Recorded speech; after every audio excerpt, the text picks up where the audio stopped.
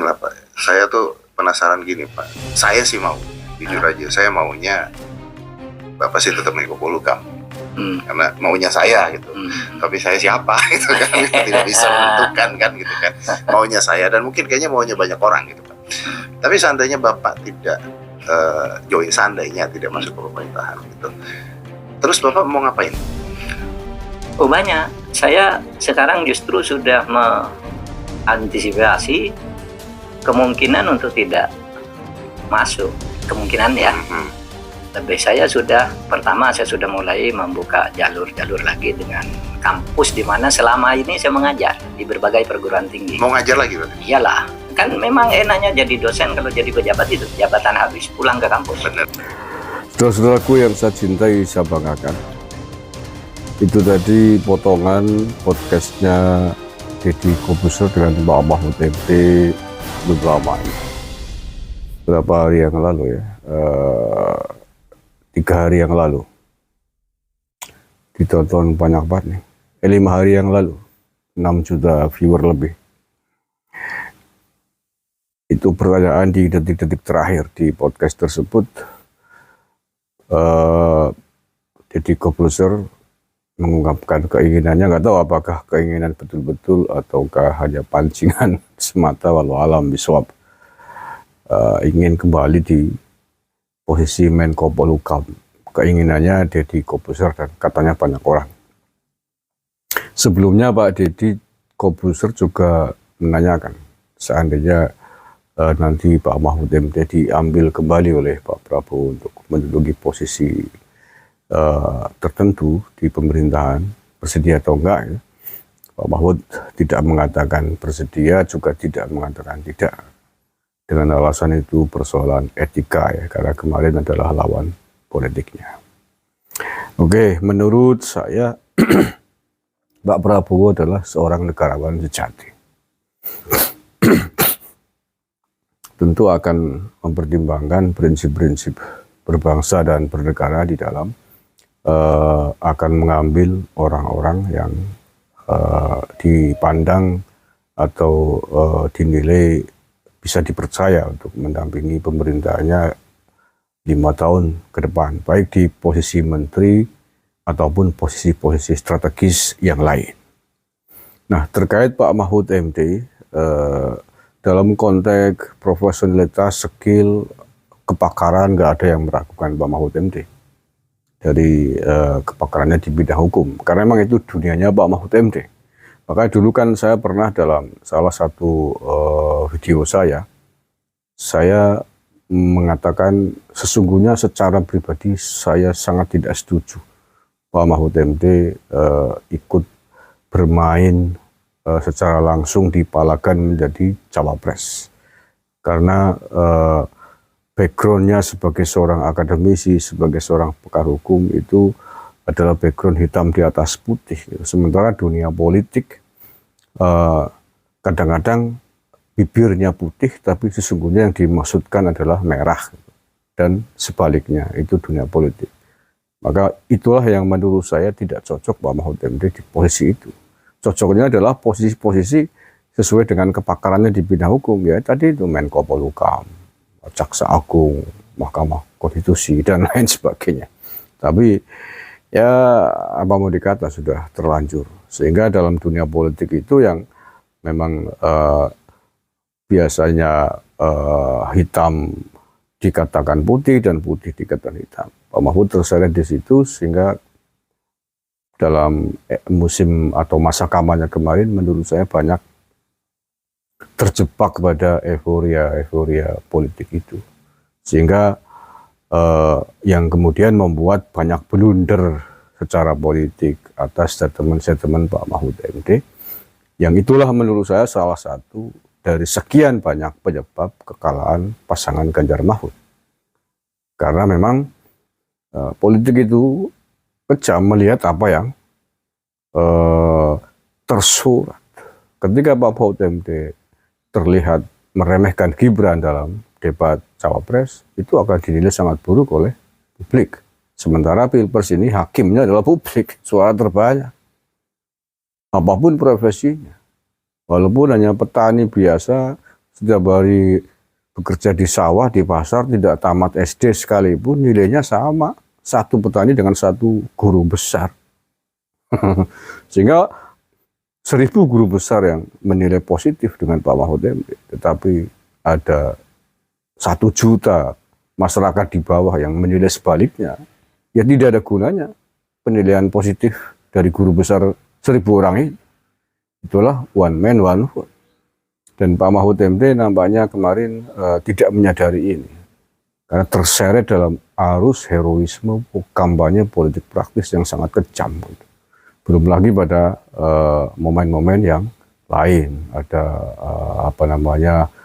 terkait emak-emak melahirkan anak yang tidak bermoral. Wah, itu dibeli itu menjadi kartu merah bagi elektabilitas Pak Ganjar Mahfud kemarin, dan lain sebagainya, dan lain sebagainya.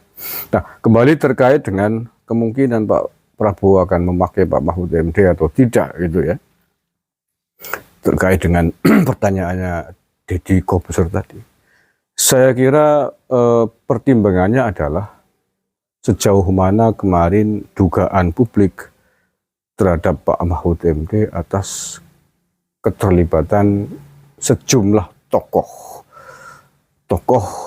guru besar, tokoh akademisi, dan juga tokoh-tokoh pakar hukum yang dinilai sebagai ikut berkampanye terselubung di detik-detik hari tenang, ikut turun ke palagan para akademisi berjubah guru besar. Kemudian ada film Dirty Vault yang orang-orang para pemain penting intinya adalah mantan anak buah Pak Mahfud MD dan seterusnya. Menurut saya akan sangat bergantung dari peran dan keterlibatan Pak Mahfud MD di situ. Kalau misalkan bahwa gerakan mereka semua clean, tidak ada keterlibatan Pak Mahfud MD di belakang layar, masih mungkin Pak Mahfud MD dipakai oleh Pak Prabowo. Tapi kalau kemudian diketahui bahwa itu semua ada peran Pak Mahfud MD menggunakan dunia akademik, menggunakan jubah guru besar, akademisi, film Dirty Vault, dan lain sebagainya untuk kepentingan politik praktisnya, kalau betul bahwa Pak Mahfud MD terlibat dengan itu semua, menurut saya berat kalau kemudian Pak Mahfud MD akan dipakai kembali. Mengapa demikian ya? Karena cara-cara itu menurut saya adalah cara-cara yang tidak semestinya dilakukan. Tidak semestinya jubah kampus, jubah guru besar, profesor doktor, dunia akademik diseret-seret dalam kepentingan politik praktis. Karena itu akan merusak dunia kampus, akan merusak objektivitas dan independensi para intelektual, para guru besar, sivitas akademika yang memang tidak boleh. Makanya dalam aturan kampanye kan tidak boleh menggunakan fasilitas pendidikan untuk kepentingan politik praktis, kan agar suara-suara dari kampus itu mestinya adalah suara-suara yang betul-betul independen, betul-betul objektif.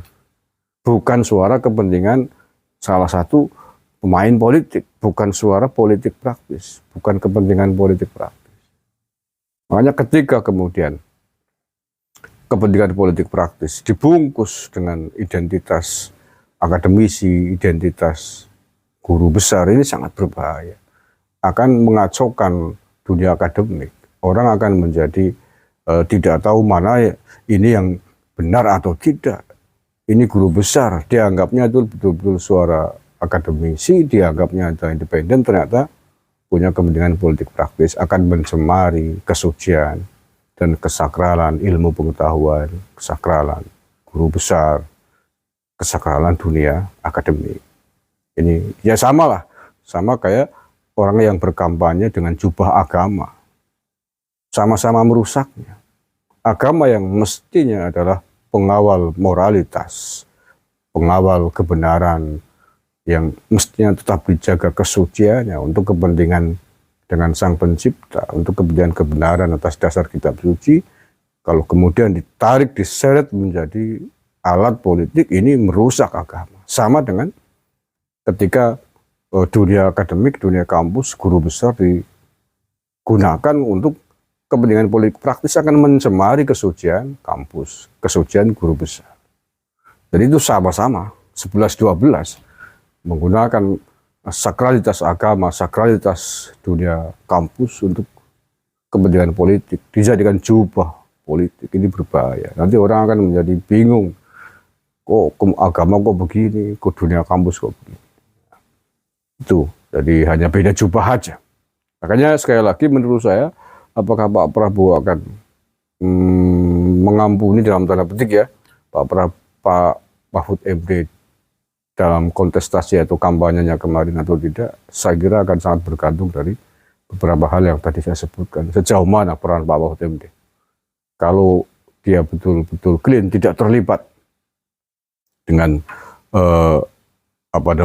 heroisme dunia kampus akademik, sampai membuat film juga, tertipu dan lain sebagainya, untuk menyerang Pak Prabowo kemarin. Kalau Pak Mahfud tidak terlibat, mungkin masih bisa dipakai. Tapi kalau ternyata memang terlibat, ada peran Pak Mahfud MD memperalat, katakanlah begitu ya, memperalat dunia kampus, memperalat guru besar dan sebagainya untuk pemenangannya, saya kira berat kalau Pak Mahfud akan dipakai oleh Pak Prabowo. Ya, mudah-mudahan tidak terlibat. Mudah-mudahan betul-betul Pak Mahfud MD kemarin terseret dengan hiruk pikuk perkelahian politik hanya karena aura suara-suara di lapangan, tapi tidak pernah terlibat memperalat menggunakan dunia akademik untuk kepentingan politiknya. Mudah-mudahan begitu, sehingga masih bisa dipakai lagi oleh Pak Prabowo. Tapi anyway, itu semua otoritasnya Pak Prabowo. Pak Prabowo juga saya kira punya banyak tangan, punya banyak telinga, punya banyak mata untuk melihat dan menelisik siapa-siapa yang layak untuk dijadikan orang-orang yang akan membantu program besarnya 5 tahun ke depan. Terima kasih. Assalamualaikum warahmatullahi wabarakatuh.